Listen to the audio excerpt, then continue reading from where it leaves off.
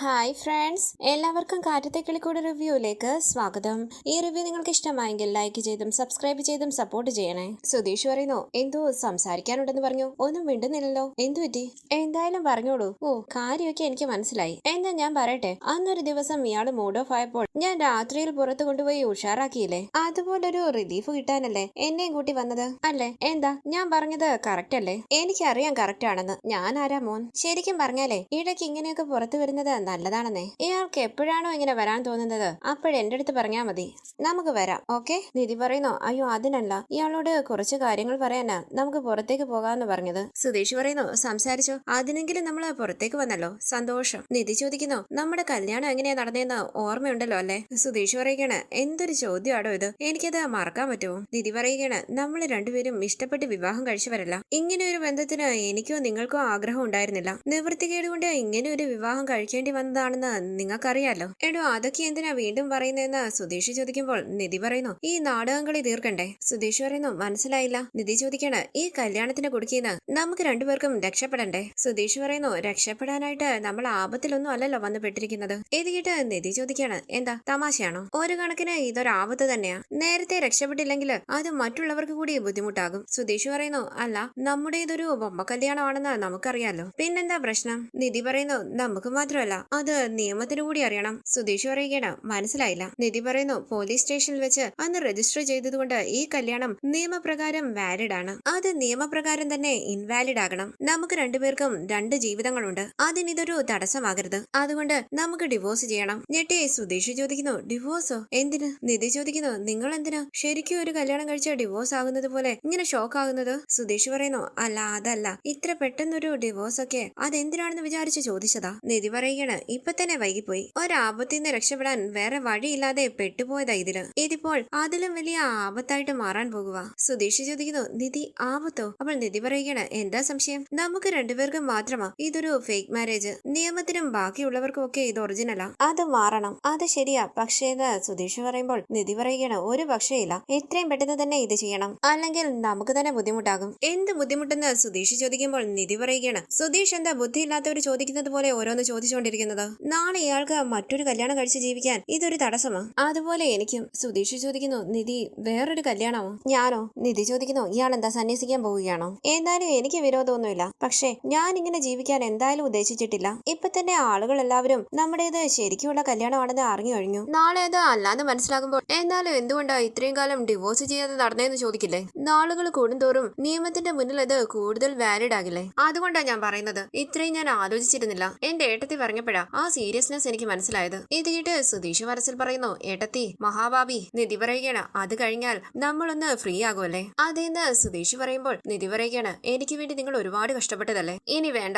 ഇങ്ങനെ ഒരു വിവാഹം കഴിക്കാൻ എനിക്ക് കാരണം ഉണ്ടായിരുന്നു. നിങ്ങൾക്ക് ഒരു കാര്യം ഉണ്ടായിരുന്നില്ല, എന്നിട്ടും എന്നെ സഹായിക്കാൻ ഇങ്ങനെ ഒരു തീരുമാനം എടുത്തു. ഇത്രയും വൈകിയതിന് സോറി. നാളെ രാവിലെ പുലർന്നാൽ ആദ്യം ചെയ്യേണ്ടത് ഡിവോഴ്സിന്റെ പ്രോസസ്സ് സ്റ്റാർട്ട് ചെയ്യുക എന്നുള്ളതാ. ഓക്കെ? വിഷമത്തോടു കൂടി സുധീഷ് പറയുന്നു, ഓക്കെ ചെയ്യാം. എന്നാ പോകാന്ന് പറഞ്ഞ് സുധീഷിനെയും കൂടി നിധി അവിടെ നിന്ന് പോവുകയാണ്. പിന്നീട് കാണിക്കുന്നത് രാവിലെ നിധി തറയൊക്കെ തുടച്ച് വൃത്തിയാക്കുകയാണ്. പുറത്തേക്ക് ഇറങ്ങി വരുന്ന സുധീഷ് ഓർക്കുകയാണ് നിധിയുടെ വാക്കുകൾ. നാളെ രാവിലെ പുലർന്നാൽ ആദ്യം ചെയ്യേണ്ടത് ഡിവോഴ്സിന്റെ പ്രോസസ്സ് സ്റ്റാർട്ട് ചെയ്യുക എന്നുള്ളതാ. കോട്ടുമായിട്ടുകൊണ്ട് സുധീഷ് അരികിലേക്ക് വരുമ്പോൾ നിധി ചോദിക്കുന്നു, രാവിലെ തന്നെ കോട്ടുമായിട്ട് തുടങ്ങിയോ? സുധീഷ് പറയുകയാണ്, രാവിലെ വന്ന കോട്ടുവായ പിന്നെ ഉച്ചവരെ പിടിച്ചു വെക്കാൻ പറ്റുമോ? നിധി പറയുന്നു, എന്തെങ്കിലും പണി ചെയ്യണം, അപ്പൊ ഇങ്ങനെ ഉറക്കം തൂങ്ങില്ല. സുധീഷ് ചോദിക്കണ, എന്താ ഞാനും വീട് തുടയ്ക്കാൻ നിൽക്കണോ? നിധി ചോദിക്കുന്നു, ചെയ്താൽ എന്താ കുഴപ്പം, സ്വന്തം വീടല്ലേ? സുധീഷ് പറയുന്നു, എത്ര ചെയ്താലും ഈ വീട് ഇങ്ങനെയൊക്കെ തന്നെ നിൽക്കും. മനുഷ്യൻ ഇന്നലെ ശരിക്കും ഉറങ്ങിയിട്ടില്ല. നിധി ചോദിക്കുന്നു, എന്തു പറ്റി? രാത്രിയിൽ പറമ്പ് കിളയ്ക്കാൻ പോയോ? ഇല്ലല്ലോ, ഇവിടെ കിടന്ന പോത്തുപോലെ ഉറങ്ങുന്നുണ്ടായിരുന്നല്ലോ. സുധീഷ് പറയുന്നു, കണ്ണടച്ച് കിടക്കുന്നതെല്ലാം ഉറക്കമാണെന്ന് ആരാ പറഞ്ഞത്? ഞങ്ങൾ അങ്ങനെ കിടന്ന ഉറങ്ങാറെന്ന് നിധി പറയുമ്പോൾ സുധീഷ് പറയുകയാണ്, ഞാൻ ആലോചിക്കുമ്പോഴും കണ്ണടയ്ക്കാറുണ്ട്. നിധി ചോദിക്കുന്നു, രാത്രി മുഴുവൻ അപ്പം ആലോചിക്കുകയായിരുന്നു? സുധീഷ് പറയുന്നു, അല്ലാതെ പിന്നെ, അങ്ങനെ ഒരു ബോംബല്ലേ ഇന്നലെ പൊട്ടിയത്? ബോംബെന്ന് നിധി ചോദിക്കുമ്പോൾ സുധീഷ് പറയുകയാണ്, അല്ലാതെ പിന്നെ രാത്രി വിളിച്ചോണ്ട് പോയിട്ട് പറഞ്ഞതെന്താ? നിധി ചോദിക്കുന്നു, പറഞ്ഞതിൽ എന്താ തെറ്റ്? സുധീഷ് പറയുകയാണ്, പറഞ്ഞതിൽ ഒരു തെറ്റുമില്ല, കേൾക്കുന്നവർ എന്ത് വിചാരിക്കുമെന്ന് ആലോചിക്കാത്തതാണ് തെറ്റ്. നിധി പറയുന്നു, എനിക്ക് മനസ്സിലായില്ല. അപ്പൊ സുധീഷ് പറയുകയാണ്, അതാ പറഞ്ഞത്. നിധി ചോദിക്കുന്നു, നിങ്ങൾക്ക് എന്താ പ്രശ്നം? അപ്പൊ സുധീഷ് പറയുകയാണ്, എനിക്കൊന്നും അല്ല പ്രശ്നം, മറ്റുള്ളവർക്കാ. നിധി ചോദിക്കുന്നു, മറ്റുള്ളവർക്ക് എന്ത് പ്രശ്നം? സുധീഷ് പറയുകയാണ്, അത് പിന്നെ സുഭാഷ് ഏട്ടന് പ്രശ്നം ഉണ്ടാകില്ലേ? എന്ത് പ്രശ്നമെന്ന് നിധി ചോദിക്കുമ്പോൾ സുധീഷ് പറയുകയാണ്, അത് ശരി, വിഷമം ഉണ്ടാകില്ലെന്നാണോ കരുതിയിരിക്കുന്നത്? നിധി പറയുകയാണ്, നമ്മൾ രണ്ടുപേരും ശരിക്കും വിവാഹം കഴിഞ്ഞവരല്ലെന്ന് സുഭാഷ് സുഭാഷ് ഏട്ടൻ അറിയാം.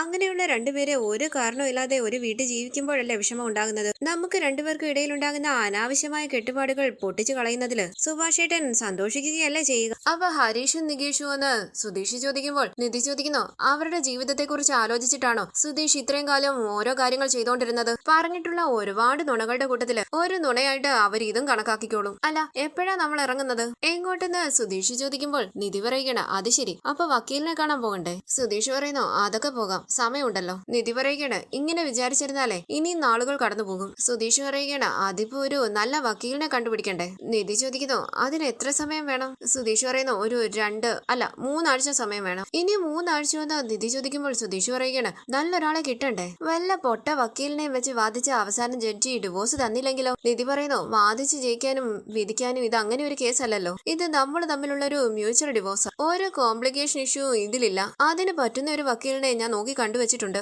ഇത് കേട്ട് സുധീഷ് ചോദിക്കണം, ഓഹോ, അപ്പൊ അതും കണ്ടുവച്ചിട്ടുണ്ടല്ലേ? നിധി പറയുന്നു, എന്റെ കാര്യം ഞാൻ സ്പീഡാക്കിയല്ലേ പറ്റൂ. സുധീഷ് പോയി റെഡിയാക, ഞാനും ഇപ്പൊ ഇറങ്ങും, ഈ പണി കഴിഞ്ഞു. സുധീഷ് അറിയണ, അത് ശരി, നിധിക്ക് എല്ലാ കാര്യവും പെട്ടെന്ന് നടക്കണമല്ലേ? നിധി പറയുന്നു, അതെ, അതല്ലേ നല്ലത്. അപ്പൊ സുധീഷ് പറയുകയാണ്, ശരിയാ, ഇയാൾക്ക് തോന്നിയപ്പോൾ വീട് വിട്ടു പോന്നു, ഇയാൾക്ക് തോന്നി കല്യാണം കഴിച്ചു, ഇപ്പോ ഇയാൾക്ക് തോന്നിയപ്പോൾ ഡിവോഴ്സും. ഇതിൽ എനിക്ക് റോൾ ഇത്രേ ഉള്ളൂ അല്ലേ? ഇയാള് പറയുന്നതനുസരിച്ച് എല്ലാ കാര്യങ്ങളും ചെയ്തു തരണം. ശരി, ആയിക്കോട്ടെ, ഇയാളുടെ ഇഷ്ടം. നിധി പറയുന്നു, ഇത് സുധീഷിന്റെയും കൂടി നന്മയ്ക്കായിട്ടാ, എന്റെ മാത്രമല്ല. അപ്പൊ സുധീഷ് പറയുകയാണ്, അതെ അതെ, അതെനിക്ക് മനസ്സിലായി. നിധി ചോദിക്കുന്നു, എന്നാ പിന്നെ എപ്പോഴാ വരേണ്ടതെന്ന് ഞാൻ വക്കീലിനെ വിളിച്ച് ചോദിക്കട്ടെ? ആയിക്കോട്ടെ എന്ന് സുധീഷ് പറയുമ്പോൾ നിധി അവിടെ നിന്ന് പോവുകയാണ്. സുധീഷ് മനസ്സിൽ പറയുന്നു, ഇത്രയും കഷ്ടപ്പെട്ട് നിന്നെ ഇവിടെ എത്തിച്ചത് ഡിവോഴ്സ് ചെയ്ത് വിട്ടുകളയാനാണോ? എന്ത് ചെയ്യും ദൈവമേ. പിന്നീട് കാണിക്കുന്നത് വക്കീലിനെ കാണാനായി വന്നിരിക്കുകയാണ് സുധീഷും നിധിയും. പുറത്തേക്ക് വന്ന ഒരാൾ ചോദിക്കുന്നു, എന്താ വേണ്ടത്? നിധി പറയുന്നു, വക്കീൽ സാറിനെ ഒന്ന് കാണണം, ഫോൺ വിളിച്ച അപ്പോയിന്റ്മെന്റ് എടുത്തിരുന്നു. അയാൾ ചോദിക്കുന്നു, പേരെന്താ? അവര് പേര് പറയുമ്പോൾ ഞാൻ സാറിനോട് പറയാന്ന് പറഞ്ഞ അയാൾ അകത്തേക്ക് പോവുകയാണ്. ഈ സമയം നിധിയുടെ ഫോണിലേക്ക് വിളിക്കുകയാണ് സാന്ദ്ര. ഫോൺ അറ്റൻഡ് ചെയ്ത നിധിയോട് സാന്ദ്ര പറയുന്നു, നിധി, ഞാൻ നിന്റെ മെസ്സേജ് കണ്ടിരുന്നു,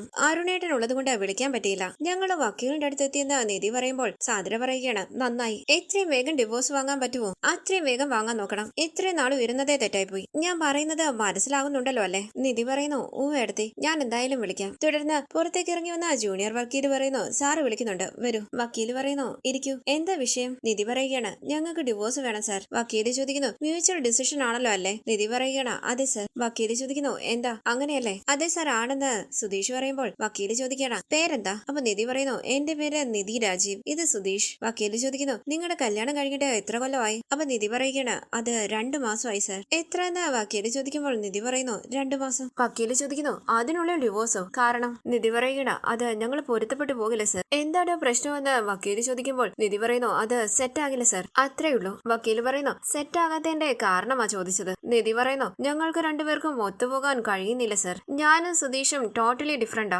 ഒരു സെയിം വൈബ് ഇല്ല. വക്കീല് പറയുന്നു, കല്യാണം കഴിക്കുന്നത് 2 വ്യക്തികളല്ലേടോ, അപ്പൊ നാച്ചുറലി രണ്ടുപേരും 2 വൈബ് തന്നെ ആയിരിക്കും. പിന്നെ ഒരു സ്പേസ് കണ്ടെത്തുകയാണ് ചെയ്യേണ്ടത്. നിധി പറയുന്നു, അങ്ങനെ ഒരു സ്പേസ് വേണ്ടേ സാർ, അതില്ലാത്തതാ പ്രശ്നം. വക്കീല് ചോദിക്കുന്നു, ഒരേ നാട്ടുകാരാണോ? എന്റെ വീട് തക്കലയിലാണെന്ന് നിധി പറയുമ്പോൾ സുധീഷ് പറയുകയാണ്, ഞാൻ തിരുവനന്തപുരം തന്നെയാ. വക്കീല് പറയുന്നു, കോടതിയിൽ ഡിവോഴ്സ് ചോദിക്കുമ്പോൾ കാരണം പറയണം, പകരം സെറ്റ് ആയില്ലെന്ന് പറയാൻ പറ്റുമോ? നിധി പറയുന്നു, മ്യൂച്വൽ ഡിവോഴ്സിന് കാരണം വേണ്ടല്ലോ സാർ. വക്കീല് പറയുന്നു, കല്യാണം കഴിഞ്ഞിട്ട് 2 മാസമല്ലേ ആയുള്ളൂ, കോടതിയില് സ്ട്രോങ് ആയിട്ടുള്ള കാരണം ബോധിപ്പിക്കേണ്ടി വരും, അല്ലെങ്കിൽ കോടതി കൗൺസിലിംഗിന് അയക്കും, അത് കഴിഞ്ഞ് കുറച്ചു നാളും കൂടി നോക്കാൻ ആവശ്യപ്പെടും. നിധി പറയുന്നു, ഞങ്ങൾക്ക് രണ്ടുപേർക്കും പറ്റിയ ഒരു തെറ്റാണ് സാർ ഈ കല്യാണം, അത് ഞങ്ങളെ ഏറ്റു പറഞ്ഞാ പോരെ? സുധീഷ് പറയുന്നു, നിധി, നമുക്ക് നമ്മൾ പറഞ്ഞതുപോലെ ചെയ്യാം. അപ്പൊ നിധി പറയുകയാണ്, മിണ്ടാതിരിക്കുക, ഞാൻ സംസാരിച്ചോളാം സാർ, എനിക്ക് സുധീഷിനെ ഇഷ്ടമല്ല, സുധീഷിന് എന്നെ ഇഷ്ടമല്ല. വക്കീല് പറയുന്നു, സുധീഷിന് എന്താ പറയാനുണ്ടല്ലോ, എന്താ സുധീഷേ? സുധീഷ് പറയാനായി തുടങ്ങുമ്പോൾ തടഞ്ഞുകൊണ്ട് നിധി പറയുന്നു, സുധീഷിനും ഇത് തന്നെയാ സാർ പറയാനുള്ളത്, ഞങ്ങൾക്ക് ഡിവോഴ്സ് കിട്ടിയേ പറ്റൂ, സാറിന് പറ്റില്ലെങ്കിൽ ഞങ്ങൾ വേറെ വക്കീലിനെ കണ്ടോളാം. ചിരിച്ചുകൊണ്ട് വക്കീല് പറയുന്നു,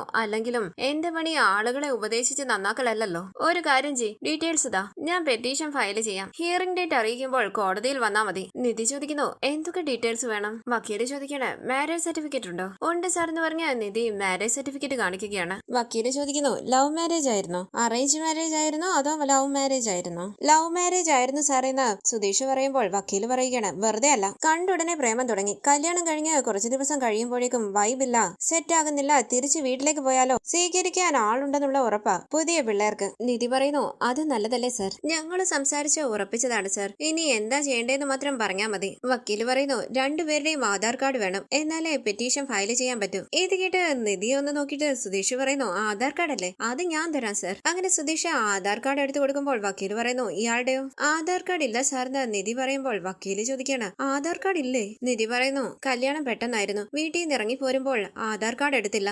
വക്കീല് പറയുകയാണ് ആധാറോ അഡ്രസ്സും വയസ്സും തെളിയിക്കുന്ന ഏതെങ്കിലും ID പ്രൂഫ് ഇല്ലാതെ ഡിവോഴ്സിന് ഫയൽ ചെയ്യാൻ പറ്റില്ല. സുധീഷ് പറയുന്നു എന്റെ മാത്രം ആധാർ മതിയാകില്ല അല്ലേ സാറേ? വക്കീല് പറയുകയാണ് പോരാ, രണ്ടുപേരുടെയും വേണം. അറ്റ്ലീസ്റ്റ് ആധാർ നമ്പർ കിട്ടിയാലും മതി. അക്ഷയ കേന്ദ്രം വഴിയും നമുക്ക് ആധാർ എടുക്കാം. നമ്പർ എന്ന് നിധി പറയുമ്പോൾ വക്കീല് ചോദിക്കാണ് അല്ല, ഈ ആധാർ കാർഡ് ഇല്ലാതെ എങ്ങനെയാ നിങ്ങള് വിവാഹം രജിസ്റ്റർ ചെയ്തത്? ടെൻഷനോടുകൂടി സുധീഷ് ഓർക്കുകയാണ് നിധിയുടെ ആധാർ കാർഡ് നമ്പർ പോലീസിന് കൊടുത്തത്. തുടർന്ന് നിധി ചോദിക്കുന്നു ആധാർ ഇല്ലാതെ കല്യാണം രജിസ്റ്റർ ചെയ്യാൻ പറ്റില്ല അല്ലേ? അപ്പോൾ വക്കീല് പറയുകയാണ് കണ്ടിട്ട് പഠിച്ചവരെ പോലെ ഉണ്ടല്ലോ, ഇതുപോലും അറിയില്ലേ? ഏജ് പ്രൂഫ്, അഡ്രസ് പ്രൂഫ്, ഇത് രണ്ടും അറിയാതെ എങ്ങനെ രജിസ്റ്റർ ചെയ്യും? ഒന്നുകിൽ ആധാർ കാർഡ്, ഇല്ലെങ്കിൽ വേറെ ഏതെങ്കിലും ID പ്രൂഫ്, അത് ഉറപ്പായും വേണം. നിധി ടെൻഷനോടുകൂടി സുധീഷിനെ നോക്കുമ്പോൾ സുധീഷ് പറയുന്നു എനിക്കറിയില്ല. നിധി പറയുന്നു ഇല്ല സർ, അതില്ലാതെയാ കല്യാണം നടന്നത്. വക്കീല് പറയുന്നു അതില്ലാതെ ഒന്നും ചെയ്യാൻ പറ്റില്ല കുട്ടി, ഒരു കാര്യം ചെയ്, ഏതെങ്കിലും ഒരു ID പ്രൂഫുമായിട്ട് വാ, അപ്പൊ നോക്കാം. ദാ അങ്ങനെ മാരേജ് സർട്ടിഫിക്കറ്റും ആധാർ കാർഡും എല്ലാം കൊടുക്കുകയാണ് വക്കീല്. അവരത് വാങ്ങുമ്പോൾ വക്കീല് പറയുന്നു എന്നാ ശരി പിന്നെ കാണാം. ശരി സാർ എന്ന് പറഞ്ഞാൽ അവർ അവിടെ നിന്ന് പോകുന്നു. തുടർന്ന് കാറിൽ വരുന്ന നിധി പറയുന്നു എന്ത് കാര്യത്തിനും ഇപ്പൊ ഈ ആധാർ കാർഡ് ഇല്ലാതെ പറ്റില്ലെന്നായല്ലോ. അപ്പൊ സുധീഷ് പറയുകയാണ്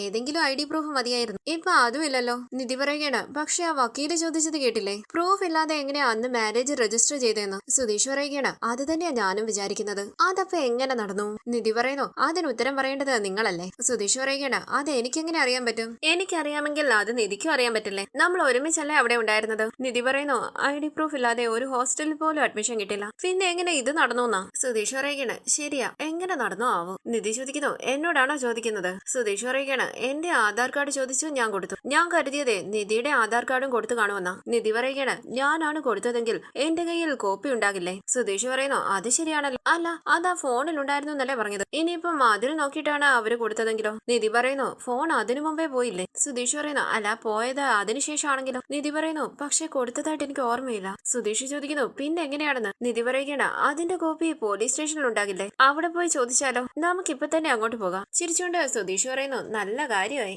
അവിടെ ചെന്നിട്ട് നമ്മൾ എന്ത് പറയും? കാര്യം പറയണമെന്ന് നിധി പറയുമ്പോൾ സുധീഷ് പറയുകയാണ് ബെസ്റ്റ്, അതോടെ എല്ലാം തീരും. എങ്ങനെയെന്ന് നിധി ചോദിക്കുമ്പോൾ സുധീഷ് പറയുകയാണ് എടോ കല്യാണം നടത്തി തന്നത് പോലീസുകാരല്ലേ, നമ്മൾ ഇത്ര പെട്ടെന്ന് ഡിവോഴ്സ് ചോദിക്കുന്നത് എന്തിനാണെന്ന് അവർ ചോദിക്കും. എന്ത് മറുപടി പറഞ്ഞാലും അവർക്കത് ഉൾക്കൊള്ളാനാകില്ല. പ്രേമിച്ച് വീട് വിട്ട് ഓടിപ്പോന്നവർക്ക് ഇത്ര പെട്ടെന്ന് പിരിയാനാകില്ല എന്ന് അവർക്കറിയാം. പോലീസുകാരാണ്, അവര് രണ്ട് ചോദ്യം ചോദിക്കും, നമ്മൾ കുടുങ്ങുകയും ചെയ്യും. അതൊക്കെ പോട്ടെ, എല്ലാം പുറത്തു പറഞ്ഞു കഴിഞ്ഞാലേ അതോടെ തന്റെ അച്ഛനെ വിളിച്ച് കാര്യം പറയും. അച്ഛനോടൊപ്പം വരാൻ പോകുന്നത് ആ ഓസ്ട്രേലിയൻ കങ്കാരുവും കൂടിയാണ്. പിന്നെ വീണ്ടും കല്യാണം. പ്ലെയിനിൽ കയറി ഓസ്ട്രേലിയയിൽ പോകുന്നു. അവന്റെ വീടിന്റെ അടുക്കളയില് ദോശ, പുട്ട്, ഇഡ്ഡലി, കടലക്കറി, തോരൻ, ചോറ്, മീൻകറി, സാമ്പാർ, ചിക്കൻ, ചപ്പാത്തി, എടുപ്പത് പണിയായിരിക്കും. സ്വസ്ഥം ഗ്രഹഭരണം വിത്ത് കിച്ചൺ എഞ്ചിനീയറിംഗ്. എന്താ വേണോ? നിധി പറയുന്നു അയ്യോ വേണ്ട. സുധീഷ് പറയുന്നു എന്നാ കഴിഞ്ഞത് വിട, ഇനി വരാനുള്ളത് ആലോചിക്ക്. നിധി പറയുന്നു ആധാർ നമ്പർ ഉണ്ടെങ്കിൽ പുതിയ ആധാർ എടുക്കാമെന്ന് വക്കീല് പറഞ്ഞില്ലേ? പറഞ്ഞോന്ന് സുധീഷ് ചോദിക്കുമ്പോൾ നിധി പറയുകയാണ് പറഞ്ഞു, അതെങ്ങനെയെങ്കിലും സംഘടിപ്പിക്കണം, അത് കിട്ടിയാ പിന്നെ എല്ലാം പെട്ടെന്ന് അവസാനിപ്പിക്കാം. നമുക്ക് ആദ്യം നമ്പർ സംഘടിപ്പിച്ച് ആധാറിന് അപ്ലൈ ചെയ്യാം അല്ലെ? അതെ ചെയ്യാമെന്ന് സുധീഷ് പറയുമ്പോൾ നിധി പറയുകയാണ് എന്നിട്ട് ഇവിടേക്ക് വീണ്ടും വരാമെന്ന് സുധീഷ് പറയുമ്പോൾ നിധി സന്തോഷത്തോടു കൂടി ആലോചിച്ചിരിക്കുകയാണ്. തുടർന്ന് വീട്ടിലേക്ക് വന്ന നിധി ഫോണിൽ നോക്കിയിരിക്കുന്നത് കണ്ട് സുധീഷ് പറയുകയാണ് വക്കീൽ ഓഫീസിൽ നിന്ന് വന്നപ്പോൾ മുതൽ ഫോണിൽ കുത്തിയിരിക്കുകയാണല്ലോ. നിധി പറയുന്നു പഴയ ഫോൺ പോയതുകൊണ്ട് ഗൂഗിൾ ഡ്രൈവിലോ മെയിലിലോ മറ്റോ ആധാർ സേവ് ചെയ്ത് വെച്ചിട്ടുണ്ടോ എന്ന് ചെക്ക് ചെയ്യുക, എവിടെയെങ്കിലും ഒരു കോപ്പി കിടപ്പുണ്ടെങ്കിൽ ഓക്കെ ആകില്ലേ? സുധീഷ് പറയുന്നു ദൈവമേ എവിടെയും സേവ് ചെയ്ത് വെച്ചേക്കാൻ ഇടയാക്കല്ലേ, കിട്ടാതെ പോണേ. ഈ സമയം പിൻവാതിൽ വഴി അവിടേക്ക് വന്ന സുനന്ദ ചോദിക്കുന്നു ഇവിടെ ഇല്ലേ ആരെന്ന് നിധി ചോദിക്കുമ്പോൾ സുനന്ദ പറയുകയാണ് സുഭാഷ് ഏട്ടൻ. നിധി പറയുന്നു ഇല്ല. സുധീഷ് മനസ്സിൽ പറയുകയാണ് ഇവളെന്തിനാ ഇപ്പം ഇങ്ങോട്ട് കയറി വന്നത്?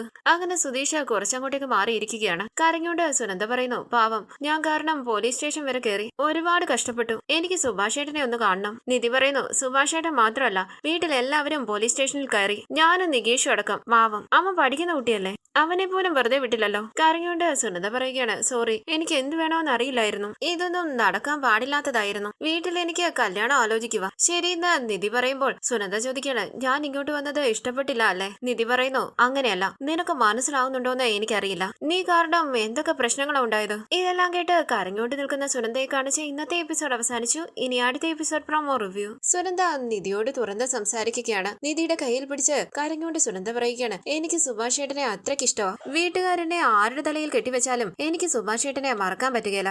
ഇത് കേട്ട് നിധി സുനന്ദയെ ആശ്വസിപ്പിക്കുകയാണ്. അതിനുശേഷം കാണിക്കുന്നത് രാവിലെ കുളി കഴിഞ്ഞു വന്ന നിധി കാണുകയാണ് വിളക്ക് തെളിയിച്ച് പ്രാർത്ഥിച്ചുകൊണ്ട് നിൽക്കുന്ന ഹരീഷിനെ നിധി സന്തോഷത്തോടുകൂടി ഹരീഷിനെ തന്നെ നോക്കി നിൽക്കുകയാണ്. തുടർന്ന് പുറത്തേക്ക് ഇറങ്ങി വന്ന നിധി സുഭാഷിനോടും നികേഷിനോടും സംസാരിച്ചുകൊണ്ട് നിൽക്കുമ്പോൾ കഴുകാനുള്ള തുണികളുമായി അവിടേക്ക് വന്ന സുധീഷ് സുഭാഷിന്റെ കയ്യിലിരിക്കുന്ന ബക്കറ്റിലേക്ക് ആ തുണികൾ ഇട്ട് കൊടുക്കുകയാണ്. ഇത് കണ്ട് നിധി ചോദിക്കുന്നു, സുഭാഷ് ഏട്ടൻ നിങ്ങൾക്ക് എല്ലാവർക്കും വേണ്ടി ഇവിടെ ലോണ്ടറി സർവീസ് നടത്തുന്നുണ്ടോ? ഏറ്റവും താഴെയുള്ള നികേഷ് വരെ തുണി അലക്കാൻ തുടങ്ങി. പിന്നെ നിങ്ങൾക്ക് എന്താ പ്രശ്നം? ഇത് കേട്ടുകൊണ്ട് ഹരീഷ് അവിടേക്ക് വരികയാണ്. സുധീഷിനോട് തുണികളെല്ലാം കഴുകാനായി ആവശ്യപ്പെടുകയാണ് നിധി. ഇത് കേട്ട് സുധീഷ് വിഷമത്തോടു കൂടി നിൽക്കുമ്പോൾ പുഞ്ചിരിച്ച് സുധീഷിനെ നോക്കുകയാണ് എല്ലാവരും. വരാനിരിക്കുന്ന എപ്പിസോഡ് വിശേഷങ്ങളുമായി വീണ്ടും കാണാം. Thank you for watching. Please subscribe, like, share my channel.